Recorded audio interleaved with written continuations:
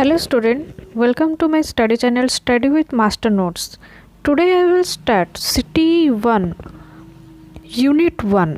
Who are the learners of language 1? So here you have seen in the screen that is a structure. So structure, what are the structure in this unit? Who are the learners of language 1? First one is objectives, then introduction, then central role of language in human society, then socialization, the learning of language and culture, then different contexts and settings for human learning, then the versatility of the human learner, the crucial role of learning in development, then the learner's role in learning, personal but not fixed characteristics, then let's sum of keywords and suggested reading and answers. So today I will describe and give all the description of the chapter who are the learners of the language 1. So let's start. The objectives. Our aim in this unit is to give you insights about the central role of language in human society, then the role of the learner's environment in the learning process, then the role of different contexts and settings for human learning, then the learner's own role in the learning process. So here the chapter describes the central role of language in human society. Central role of language in human society means role of English language, what are the English language scope and the role inside the human society and how it contrasts to the mother tongue. Then the role of the learner's environment in the learning process. What are the learner's background? What are the learner's socio-economic background? What impact learners have from its environment or environment? These things I will discuss. Then the role of the learner's environment in the learning process. Then what are the learning process? So the role of the learner's environment in the learning process. So what are the learning process? I will describe. Then the role of different contexts and settings for human learning. So what are the different role and context settings for human learning? Then the learner's own role in the learning process. So a learner should accommodate to himself or herself for his or her own learning process. That things also I am describing. Then here is the introduction part. So introduction part, see, this unit is the first one in a block which deals almost entirely with the learners of language. So here in this line, that is learners of language is the main point. Learners of language inside the classroom. Then this course as a whole is concerned with the learning and teaching of languages with special reference to English. Just before I have described that it describes the special reference to English inside the classroom. Before we enter into a serious discussion of the teaching of languages, we need to try and understand some things about learners, their capabilities and motives and expectations. So what are the learners' capabilities? What are the learners' capabilities, motives and expectation is our utmost importance inside the classroom as a language teacher or English teacher. So when we think of education and instruction and especially of designing syllabuses and training teachers, we have an image of learners. Okay. So as a language teacher or English teacher, we have a view on the learners. Who are the learners? So we should know who are the learners. So training teachers, we have an image of learners, especially children in our minds. The image tends to present them as a passive receivers of whatever we provide as inputs through lessons and courses. So here The children tends to present them as passive receivers. Passive receivers means they are not active receivers. They are passive receivers. Means whatever input we provide them, they receive them. Okay. So we provide as inputs through lessons and courses. So we provide them inputs through textbook lessons and various courses which we discuss inside the classroom. Psychologists have conducted hundreds of experiments using both humans and animals as subjects and have discovered or formulated various general laws of learning. So different psychologists postulated their theories on laws of learning. Okay, what are the laws of learning? What are their brain function of the learners? Then curriculum specialists have tried to apply these laws of principles to design an effective curriculum. Okay, so curriculum specialists are there. Their role is to apply the laws or principle to design an effective curriculum, one that is likely to be successful and efficient. So curriculum designer should make the curriculum more successful and efficient. Here successful and efficient curriculum is needed for the learners and as well as the teacher inside the English teaching classroom. The most important consideration in the success of a curriculum is of course whether the learners or pupils have learned all or most of whatever they were supposed to learn. So as per consideration of the curriculum design or curriculum design of a specific course, the learners have learned almost of whatever they were supposed to learn. So here the language teacher, as a language teacher, the role of language teacher should be extrapolate more question to the learners so that he or she can be able to read the learner's mind that what are they supposed to learn. Okay, so in the coming section, what are the main themes or ideas are generated from the learners. The language teacher should ask more questions to the learners. Then as we will see later in this unit, a great deal of learning takes place even without any planned and deliberate teaching.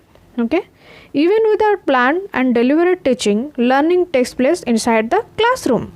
This learning includes not only purely physical activity like walking or swimming or riding a bicycle, but also matters which involve the mind. Okay, so learning involves the mind.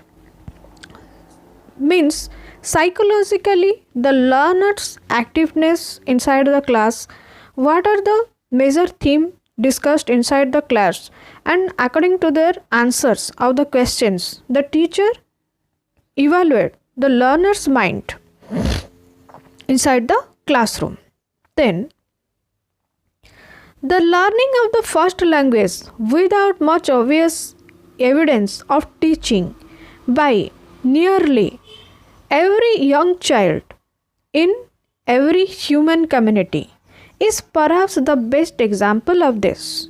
The learning of the first language without much obvious evidence of teaching by nearly every young child in every human community is perhaps the best example of this. Okay, so learning of first language is much obvious evidence of teaching because the first language is the mother tongue and the learner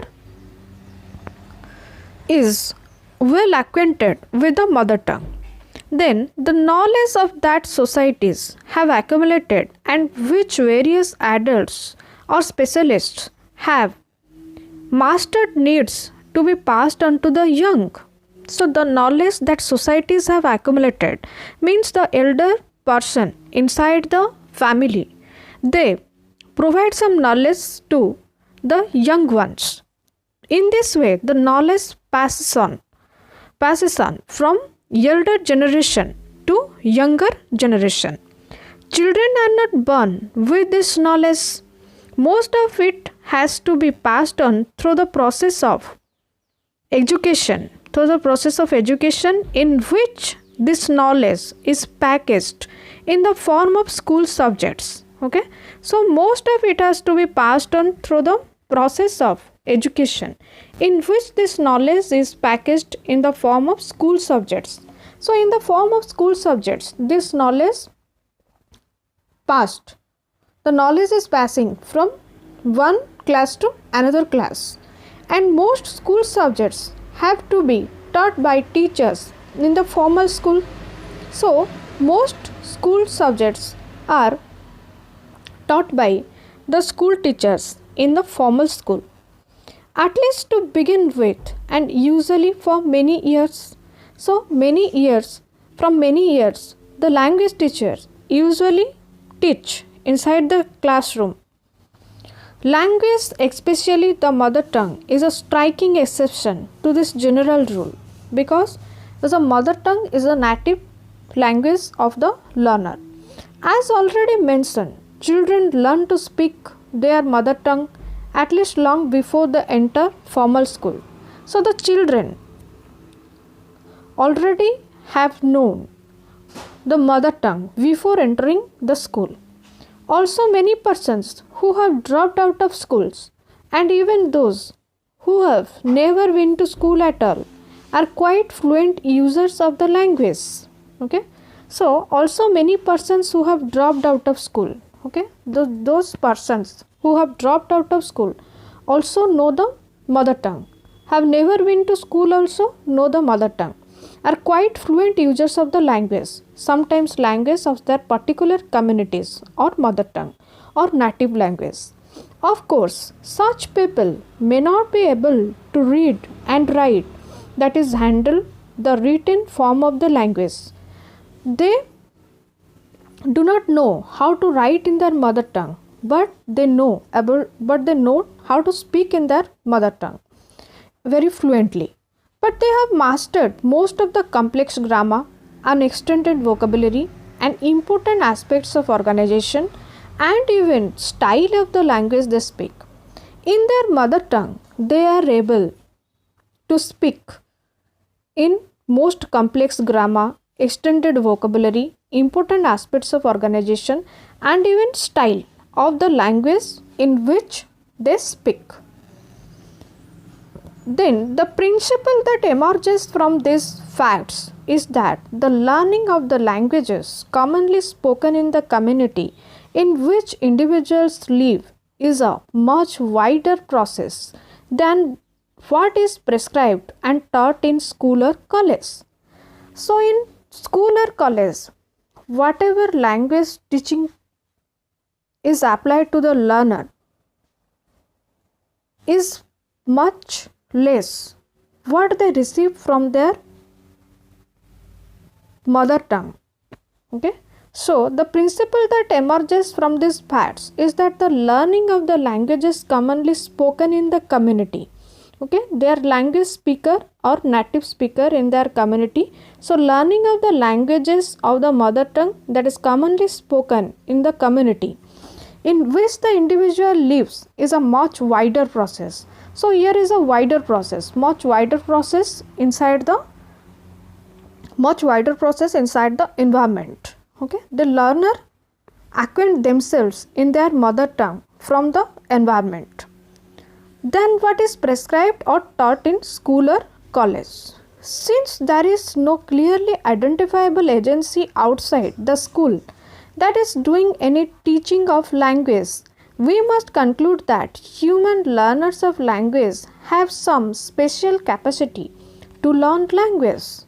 So, since there is no clearly identifiable agency outside the school that is doing any teaching of language, so outside of school there is no agency is working for teaching of language, we must conclude that human learners of language have some special capacity to learn language. So besides mother tongue, the human learners have some special capacity to learn language. Here is the important questions. Okay, important questions. Why the human learners have special capacity to learn language. Then, beginning with this first unit, we will try to understand something about this powerful capacity to learn language that seems to be a part of human nature. So, as a human being, we have some human nature to speak in a language. Okay. So, about this powerful capacity to learn language that seems to be a part of human nature, we are focused on learners of language, their abilities, their styles of learning, their sources of motivation, etc.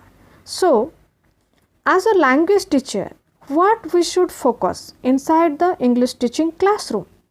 So, we should focus on learners' language. Okay, we should focus on learners' language, their abilities, their styles of learning, their sources of motivation. So, we should focus in these areas. The learner's language based on their abilities, their styles of learning, their sources of motivation, etc.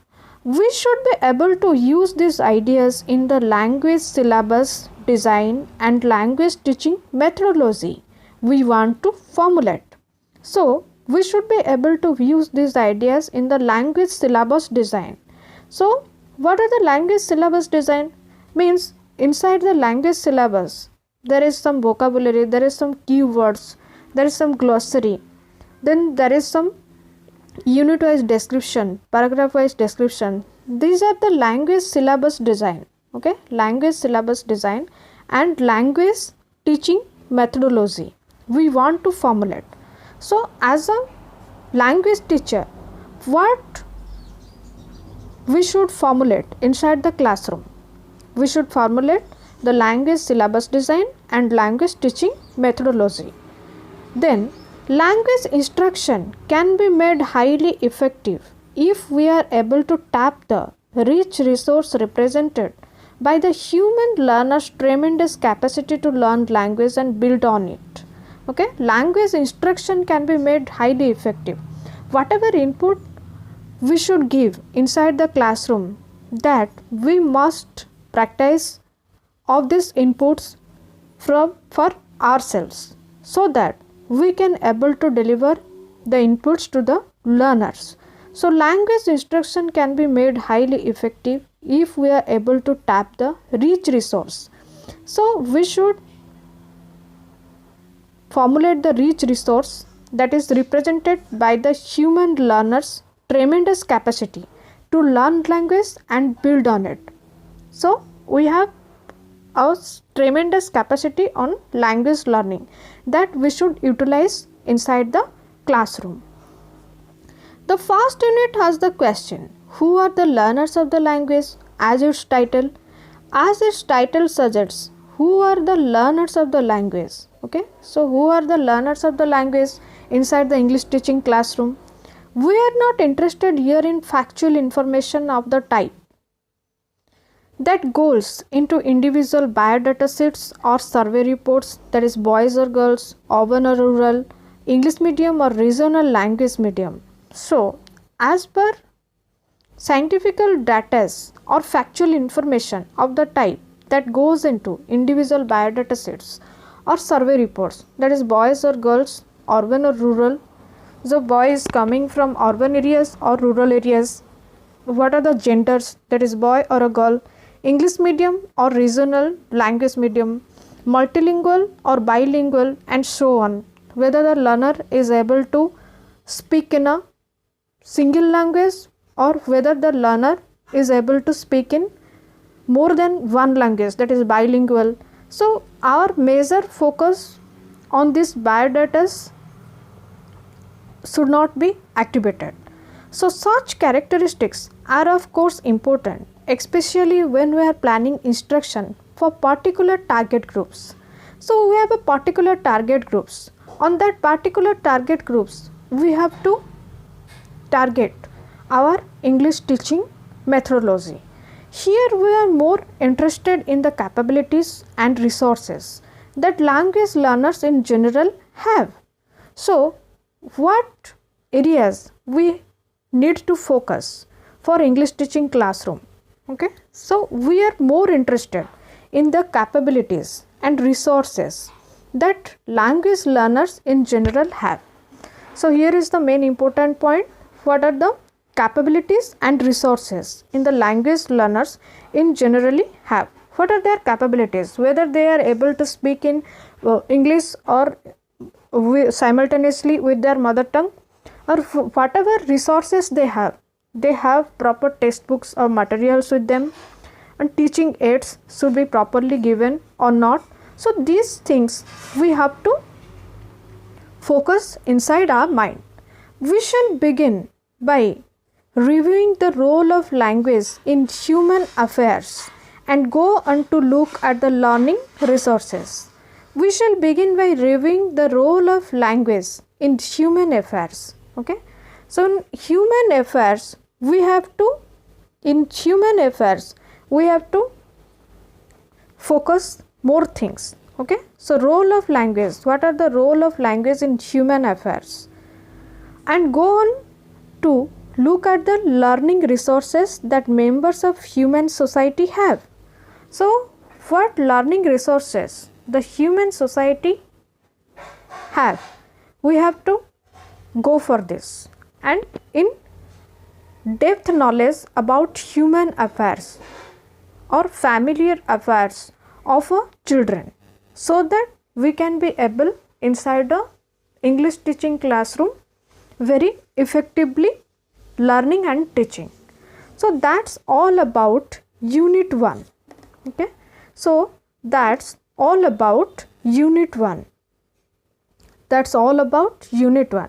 Then in my next video I will describe check your progress 1. So if you like my video, then please like, share and subscribe, and keep motivating me to describe more videos on this English teaching classroom process. Thank you viewers.